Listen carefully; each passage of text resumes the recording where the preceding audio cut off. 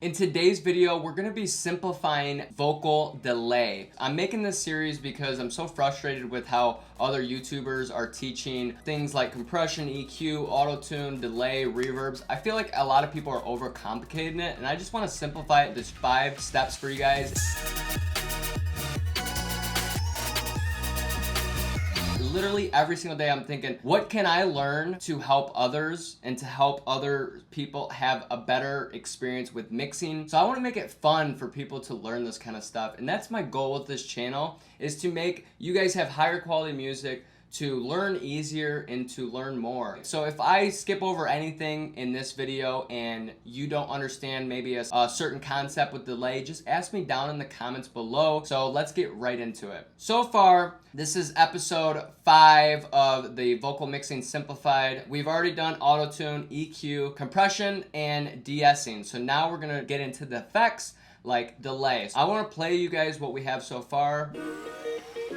Baby hit me with the sad eyes. When I see it, I get mad. I feel she deserved to live in paradise. Yeah, shake me up, I'm feeling paralyzed. Still, I don't really. We have a nice, clean vocal that's sitting right in the pocket. Now, delay is special because the first thing about delay is, do you need a delay? A lot of songs you guys have probably don't need delay. Delay is one of my favorite plugins though, and I always figure out a way to put it in there, whether it's on an ad-lib or main track. Delay is used to give your vocal and any instrument stereo field. So if you feel like you want your vocal to just have more width and more things going on, a delay is going to be a perfect plugin to use. Step 1 is just figuring out the delay that you want. There's actually a lot of different delays out there that do a lot of different things. Today, I'm going to be using the Delay Designer. I think this is a very powerful delay, and also we're going to probably use stereo delay. We're going to hear both of them. So Delay Designer, what I like doing is going through the presets first, because I want to see, do I want a 1/8? Do I want 1/4? Do I want 1/4 triplet? So let's go through that. And I like the best, I think, is simple filtered. So let's start with 1/4 and go from there. Baby hit me with the sad eyes. So step 2 is when we're putting a delay directly on the chain, you're gonna wanna make sure that your dry is all the way up and that your mix is pretty low, okay? Just so that you don't hear the delay loud. And the dry is just gonna be making sure that the vocal's still the same when it goes through the delay. Baby hit me with the sad eyes. When I see it, I get mad. I feel she. So it sounds a little slow to me, so we're gonna keep moving on. Baby hit me with the sad eyes. When I see it, I get mad. I feel she. A little slow. We're almost there though. Baby hit me with the sad eyes. Baby hit me with the sad eyes. Baby hit me with the sad eyes. When I see it, I get mad. I feel she deserved to live in paradise. Yeah, shake me up, I'm feeling paralyzed. Still, I don't really wanna fight. I want real life and some real ties. I feel like we got time to kill. But she hit me with this. I love this. I love this. Perfect. We already found it. This is going down the middle. The third step is going to be adding multiple delays. And this is a trick that I've learned over time that really can elevate the sound.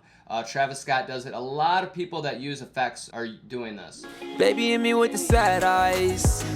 Now we have a delay going down the middle that's actually filling up the gaps in his vocal spaces. So that's why I said, hey, the first step is go through presets and go through ones that have 1/4, 1/8, 1/16, and you're gonna find out which one hits the pocket. Boom. And now we gotta make sure this is dry, and then we got the wet where we like it.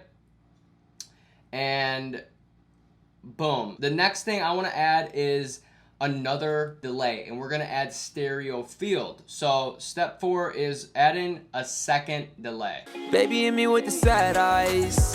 When I. So left and right, these are just the wet knobs, so it's how much delay is going to come through. So I like to turn them up just to hear it. Cut out the lows, cut out the highs. And the cool thing about the stereo delay is one could be 1/4, one could be 1/8. So they're gonna go at different times. And that's, oh my gosh, just watch how cool it is. Baby hit me with the sad eyes. When I see it, I get mad. I feel she deserved to live in paradise. Yeah, shake me up, I'm feeling paralyzed. Still, I don't really wanna fight. I want real life and some real ties. I feel like we got time to kill. But She hit me with the sad eyes. I hate red eyes. And in real life, she don't feel like life's real. Baby hit me with the sad eyes.